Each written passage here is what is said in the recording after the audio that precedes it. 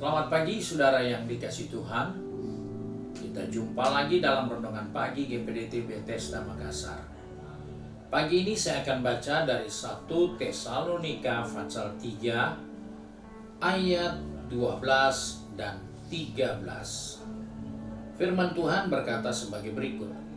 Dan kiranya Tuhan menjadikan kamu bertambah-tambah dan berkelimpahan dalam kasih seorang terhadap yang lain dan terhadap semua orang, sama seperti kami juga mengasihi kamu. Kiranya Dia menguatkan hatimu supaya tak bercacat dan kudus di hadapan Allah dan Bapa kita pada waktu kedatangan Yesus Tuhan kita dengan semua orang kudusnya. Puji Tuhan. Rasul Paulus ingatkan kepada saya dan saudara bahwa kita perlu proses bertumbuh di dalam kasih. Hal ini penting karena dalam perjalanan kehidupan orang percaya kita harus tahu menjelang kedatangan Tuhan, kasih banyak orang akan menjadi tawar, menjadi dingin. Nah, oleh sebab itu kita harus punya sikap yang jelas dari apa yang firman Tuhan ajarkan untuk saya dan saudara.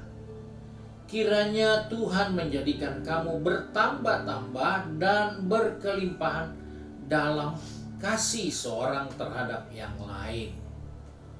Ini adalah target yang kita harus capai, yaitu bertumbuh di dalam kasih. Karena banyak orang percaya dia tidak bertumbuh di dalam kasih, tapi dia bertumbuh di dalam kasih untuk dirinya sendiri. Dia sibuk hanya untuk dirinya sendiri. Dia sibuk untuk kepentingannya sendiri. Dia punya prioritas untuk dirinya sendiri. Dan ini bukanlah rencana Allah, bahwa Allah mengharapkan kehidupan orang percaya mengalami peningkatan dalam kasih, supaya di dalam peningkatan itu kita akan dibawa untuk menjadi sempurna. Kita tidak akan bisa sempurna karena kita tahu banyak Alkitab, enggak. Kita harus mengamalkan firman Tuhan yang mengajarkan kepada kita untuk bertumbuh di dalam kasih. Karena di dalam kasih kita akan makin mengenal apa yang menjadi kehendak dan rencana Tuhan atas setiap kehidupan ini. Kita harus berusaha menciptakan suasana yang baik agar kasih Tuhan bisa bertumbuh. Nah, kita melihat di dalam suratan Ibrani, diingatkan bahwa kita sedang dalam perlombaan. Marilah kita menanggalkan semua yang merintangi kita. Apa yang merintangi kita untuk bertumbuh dalam kasih? Yaitu keinginan daging, keinginan mata, dan keangkuhan hidup. Itu yang merintangi kita dalam pertandingan iman. Pertandingan iman itu adalah suatu proses pertumbuhan di dalam kasih Tuhan atas setiap kehidupan orang-orang percaya. Sebab itu Paulus pun katakan kasih itu tidak boleh pura-pura. Di muka orang banyak sepertinya mengasihi, di belakang dia menyumpah-nyumpahi kita. Itu bukan begitu kasih. Bahwa kasih itu adalah suatu perbuatan yang sama. Dari apa yang kita kerjakan, sudah itulah hati kita. Dan ini harus diperhatikan oleh setiap kita. Jadi kalau kita mau merasa kita lebih rohani, uji kasihmu. Kau punya kasih benar enggak? Kalau kasihmu enggak benar, jangan berbicara rohani. Jangan bicara pertumbuhan. Engkau saja tidak bisa mengasihi kok. Kok bicara mengasihi untuk bertumbuh dalam iman, padahal kita enggak mengasihi. Kita nggak bisa bicara soal itu karena kita tidak bertumbuh di dalam kasih kita.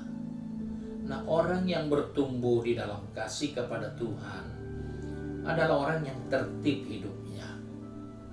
Kalau kita percaya Tuhan ada, kita tidak melihat. Tapi kita buat tindakan yang membuktikan Tuhan itu ada untuk kita. Tuhan tidak perlu kita diawasi, tapi karena kita punya kasih, kita tahu Tuhan ada selalu di mana saja kita berada, Dia ada. Dan oleh sebab itu, kita harus sadar untuk menjadi lebih sempurna, untuk menjadi sesuai dengan panggilan rencana Allah. Kasihmu harus bertumbuh. Kalau kasih tidak bertumbuh, dia akan mengarah pada kasih terhadap dirinya sendiri. Dia lebih mencintai dirinya, dia lebih menyibukkan diri untuk dirinya sendiri, dan dia tidak memperhatikan apa yang Tuhan kehendaki dalam hidup ini. Ada banyak orang sibuk hanya untuk dirinya sendiri. Pergi gereja hanya urus dirinya sendiri. Doanya hanya untuk dirinya sendiri. Semua kebutuhannya hanya untuk dirinya sendiri. Dengar khotbah pun kalau perlu, wah ini bukan untuk saya, untuk orang lain. Itu kesalahan. Karena kita tidak punya kasih. Kasih itu menerima semua yang terbaik maupun yang buruk dalam kehidupan kita. Kalau kita baca dalam surat Korintus pasal 13, kasih itu menutupi segalanya. Dia nggak terganggu dengan apa yang ada. Dia bisa menutupi semua itu. Karena yang terutama adalah kasih. Dan hal ini perlu menjadi bahagian dalam perjalanan iman kita. Karena hanya di dalam kasih kita akan sempurna. Nubuat akan selesai. Khotbah akan berhenti. Semua yang berhubungan dengan pertumbuhan kita di dunia ini akan berhenti, tapi hanya kasih yang sampai di sorga akan terus berlaku. Dan oleh sebab itu, kita harus tahu yang membawa kita kepada kesempurnaan karena kita bertumbuh dan bertahan di dalam kasih. Kiranya Tuhan menolong kita untuk terus menjaga hal yang penting ini, bahwa kasih bisa merubah segala sesuatu. Kasih bisa menerima segala sesuatu.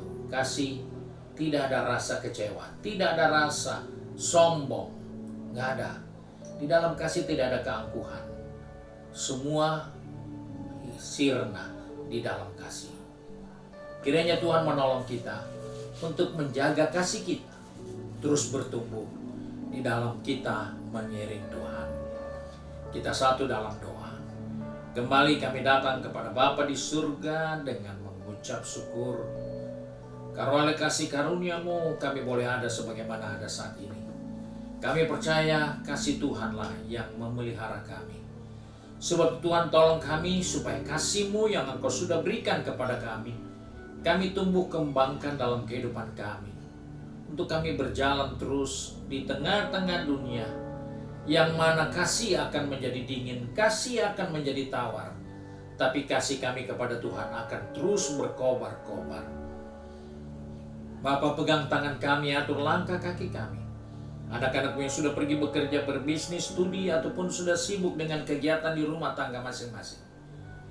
Ingatkan kami supaya kami memberi pupuk yang terbaik untuk kasih kami. Walaupun kami dikecewakan, kami disakiti, kami tidak diperdulikan, tapi biarlah kasih-Mu tetap berkobar-kobar dalam hati kami. Karena itulah yang memberi kekuatan bagi kami. Karena itulah yang selalu membuat kami untuk tetap mengasihi Tuhan dan melakukan kehendak-Mu.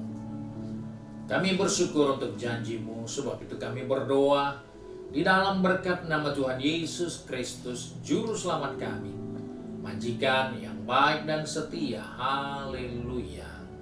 Amin. Puji Tuhan. Tuhan Yesus memberkati kita dan selamat pagi.